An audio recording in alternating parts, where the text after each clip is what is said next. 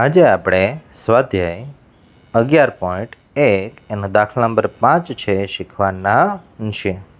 હવે એની અંદર આપણને કહે છે કે જેની ઊંચાઈ 8 મીટર અને પાયાની ત્રિજ્યા 6 મીટર હોય તેવા શંકુ આકારના તંબુ બનાવવા માટે 3 મીટર પહોળી કેટલી તાડપત્રીની જરૂર પડે, અને માની લો કે સિલાઈના માપ અને કાપકૂપમાં થતા બગાડ માટે 20 સેન્ટીમીટર જેટલી વધારાની તાડપત્રી વપરાય છે. અને બ્રેકેટમાં આપણને કહે છે પાય બરાબર આપણે 3.14 લેવાના છે. ચલો હવે અહીંયા આપણને આખો પ્રશ્ન થોડોક સમજવાનો પ્રયત્ન કરીએ કે અહીંયા નીચે આપણે જોઈ શકીએ છીએ કે બે આકૃતિ છે. એક છે એ તંબુ છે, અહીંયા આ તંબુ બનાવ્યો છે, અને બાજુમાં છે એ આખી તાડપત્રી છે. હવે જોઈએ તો આ તંબુ બનાવવા માટે તાડપત્રીનો ઉપયોગ કરવાનો છે. હવે આ તંબુ બનાવવા માટે તાડપત્રી વાપરવાની છે એ એની વક્ર સપાટી ઉપર વાપરવાની છે. અને તાડપત્રી જે વાપરવાની છે એમાં પહોળાઈ ફિક્સ છે કે ભાઈ પહોળાઈ એની 3 મીટર છે, પણ લંબાઈ ફિક્સ નથી. લંબાઈમાં એવું કહે છે કે તમારે જેટલી તાડપત્રી જોતી હોય એટલી તમે લંબાઈ કહો, એટલે એટલી લંબાઈની તાડપત્રી છે એ આપણે કાઢી લઈએ. યસ, એટલે અહીંયા તાડપત્રીની જે લંબાઈ એ આપણી પાસે નથી, લંબાઈ આપણે શોધવાની છે. પણ એટલું ખબર છે કે જેટલી પણ તમે લંબાઈ લો ને એમાં આ 20 સેન્ટીમીટર વધારે લેવાની. શા માટે 20 સેન્ટીમીટર વધારે લેવાની? કારણ કે આ જ્યારે તંબુ બને ત્યારે વચ્ચેના ભાગમાં કોઈક જગ્યાએ સિલાઈ કરવી પડે કે અથવા તો કોઈક જગ્યાએ કાપવું પડે, તો એ કાપવા માટે આ 20 સેન્ટીમીટર છે એ વધારે લેવાની છે. એટલે હવે આપણે શું કરીએ તો કે હવે થોડુંક વિચારીએ કે અહીંયા આ જે તંબુ છે અને તાડપત્રી છે, બંને વસ્તુ તો એક જ છે, ખાલી આકાર અલગ છે. કે ભાઈ અહીંયા તાડપત્રીમાંથી જ આપણે શું બનાવવાનું છે, તંબુ બનાવવાનું છે, તો બંનેનું ક્ષેત્રફળ એક સરખું હશે. એટલે આપણે અહીંયા જે આ તંબુની વક્ર સપાટીનું ક્ષેત્રફળ અને જે તાડપત્રીનું ક્ષેત્રફળ એ બંને સરખું લઈ અને આગળ દાખલો કરવાનો છે. હવે ધારો કે અહીંયા આપણે વિચારીએ થોડું કે ભાઈ મારે અહીંયા તાડપત્રીનું ક્ષેત્રફળ શોધવું હોય તો સૂત્ર શું વાપરવું પડશે, તો કે લંબાઈ ગુણ્યા પહોળાઈ, કારણ કે લંબચોરસ જેવો આકાર છે. અને શંકુ છે એ ની વક્ર સપાટીનું ક્ષેત્રફળનું સૂત્ર શું થશે, πr l. એટલે ત્યાં આપણે r અને l ની જરૂર પડશે. હવે થોડુંક હજી વિચારીએ કે શું આપણને r અને l બંને આપેલા છે, તો કે હા, r એટલે કે ત્રિજ્યા આપેલી છે 6 મીટર, પણ l આપેલા નથી. l આપણે શોધવાના છે, ઊંચાઈ આપી છે, એટલે આપણે સૌથી પહેલું સ્ટેપ શું કરીએ કે ભાઈ આ l શોધી લઈએ. l શોધી અને પછી બંનેના ક્ષેત્રફળને આપણે સરખાવી દઈશું. યસ, ચલો હવે આપણે ગણતરી કરીએ. લખીએ અહીંયા ઉકેલમાં શંકુ માટે ત્રિજ્યા r બરાબર 6 મીટર અને ઊંચાઈ h બરાબર 8 મીટર, અને ત્રાસી ઊંચાઈ ખબર નથી, એટલે આપણે ત્રાસી ઊંચાઈ l બરાબર ક્વેશ્ચન માર્ક કરી દઈએ. ચલો હવે ત્રણે ભેગી થતા હોય સૂત્ર લઈ લઈએ કે ભાઈ પાયથાગોરસનું સૂત્ર કે l નો વર્ગ બરાબર h² પ્લસ r². ચલો હવે જેની કિંમત ખબર છે એની કિંમત મૂકી દઈએ. h ની કિંમત આપણી પાસે છે 8, એટલે ત્યાં 8 નો વર્ગ કરી દઈએ. r ની કિંમત પણ છે 6, એટલે ત્યાં 6 નો વર્ગ કરી દઈએ.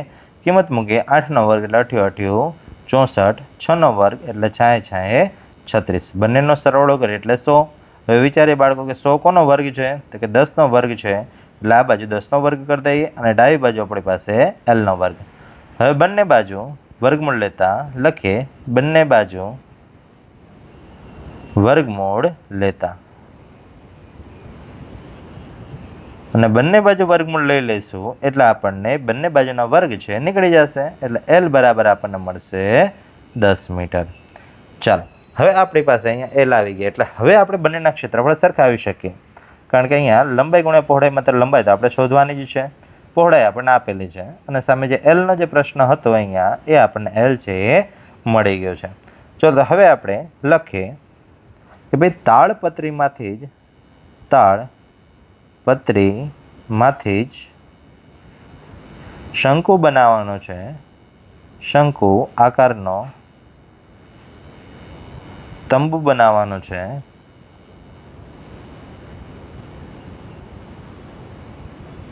તેથી તાડપત્રીનું ક્ષેત્રફળ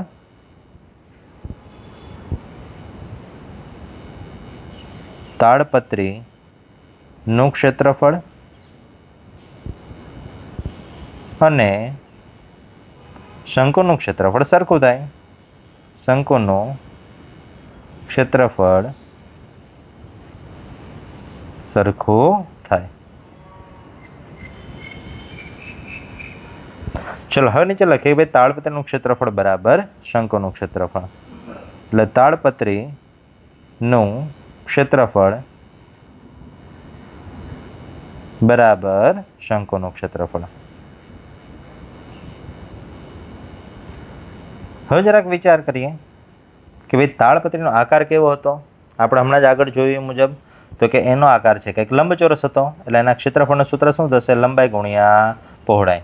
અને સામે શંકુનું વક્ર સપાટીનું ક્ષેત્રફળ πr/l. એટલે હવે બંનેની અહીંયા સૂત્ર લખી નાખીએ કે લંબાઈ ગુણ્યા પહોળાઈ બરાબર πr/l. કિંમત મૂકીએ તો અહીંયા લંબાઈ તો આપણી પાસે છે નહીં, પહોળાઈ આપણને રકમમાં આપી છે. મીન્સ કે ભાઈ અહીંયા આપણી પાસે જે તાડપત્રી માટે પહોળાઈ છે તો અહીંયા જરાક એનો ઉલ્લેખ કરી દઈએ કે ભાઈ તાડપત્રી માટે પહોળાઈ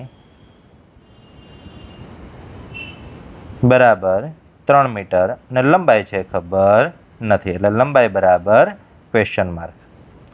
ચલો હવે જેની કિંમત ખબર છે એની કિંમત આપણે મૂકી દઈએ. તો કે પહોળાઈ છે આપણી પાસે 3 એટલે લંબાઈને આપણે એમને રહેવા દઈએ. લંબાઈ શોધવાની છે 3 લખી નાખીએ.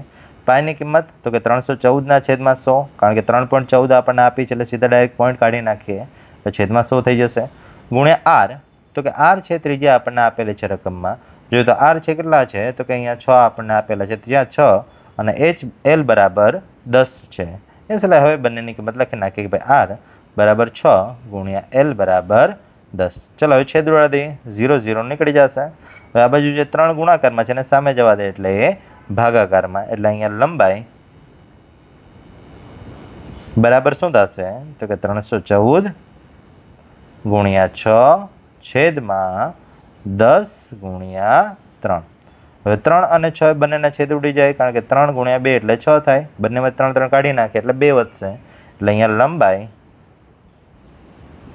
બરાબર આપણને કેટલી મળી તો કે 314 ગુણ્યા 2 ભાગ્યા 10. ચલો હવે 314 ગુણ્યા 2 બંનેનો ગુણાકાર કરી દઈએ. યસ અહીંયા રફમાં ગુણાકાર કરીએ તો 314 ગુણ્યા 2. 2 ગુણ્યા 4 એટલે 4 દુ 8, 2 એકા 2 અને 3 દુ 6. યસ એટલે અહીંયા આપણને મળશે 228. પણ હજી છેદમાં 10 છે, એક 0 છે, પોઈન્ટ એક 0 કાઢી અને ઉપર પોઈન્ટ મૂકી દે એટલે એક અંક છે પોઈન્ટની પાછળ જતો રહેશે. યસ એટલે કે અહીંયા જે લંબાઈ છે એ કેટલી થશે 62.8 મીટર એની લંબાઈ થશે. પણ હજી આ કુલ લંબાઈ નથી બાળકો. હવે જરાક ધ્યાનથી આને સમજીએ કે આજે આપણને લંબાઈ મળી એ કેટલાની મળી તો કે અહીંયા જેટલી તાડપત્રી વપરાય છે ને ત્યાં એટલી જ લંબાઈ આપણને મળી. એટલે કે અહીંથી ચાલુ કરીએ અને 62.8 એ આટલા સુધીનો જ ભાગ થાય. બાકીનો જે 20 સેન્ટીમીટર ભાગ છે ને એ બાકી છે.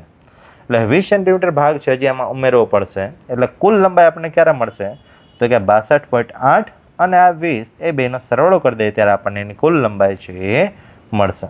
ચલો તો હવે અહીંયા લખીએ કે ભાઈ કુલ લંબાઈ બરાબર 62.8 મીટર પ્લસ 20 મીટર. હવે 20 સેન્ટીમીટર છે. હવે પાછો બીજો પ્રશ્ન અહીંયા આવ્યો કે ભાઈ અહીંયા તો બંનેનો સરવાળો કરવાનો છે અને બંનેના એકમ અલગ છે. આગળ જોઈએ તો આગળ આપણને મીટર એકમ છે અને પાછળ છે સેન્ટીમીટર છે.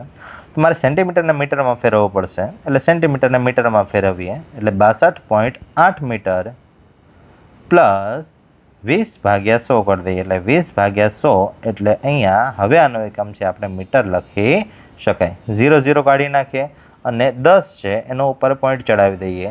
એટલે કે 62.8 પ્લસ 0.2. હવે બંનેનો સરવાળો કરી દઈએ કે ભાઈ 62.8 અને 0.2. ખાસ ધ્યાન રાખજો બાળકો, પોઈન્ટની નીચે જ પોઈન્ટ આવવું જોઈએ. પોઈન્ટની આગળની સંખ્યા પોઈન્ટની આગળ પોઈન્ટની પાછળની સંખ્યા પોઈન્ટની પાછળ. તો 8 ને 2 10 વધી પડી 1 પોઈન્ટના પોઈન્ટ એમને 2 અને 1 3 6 ના 6 એમના એમ. એટલે જે અહીંયા સરવાળો થશે કેટલો થશે તો કે 63 મીટર છે એ સરવાળો થયો. એટલે કે તેથી આપણે લખી શકાય ભાઈ તેથી કુલ કેટલી તાળપત્રીની જરૂર પડશે તો કે તંબુ બનાવવા માટે કુલ 63 મીટર જેટલી તાળપત્રી જોઈશે. એટલે કે તેથી અહીંયા લખીએ કે ભાઈ તેથી તંબુ બનાવવા માટે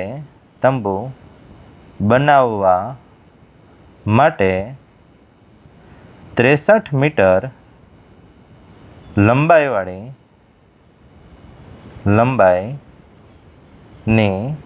તાળપત્રી જોશે.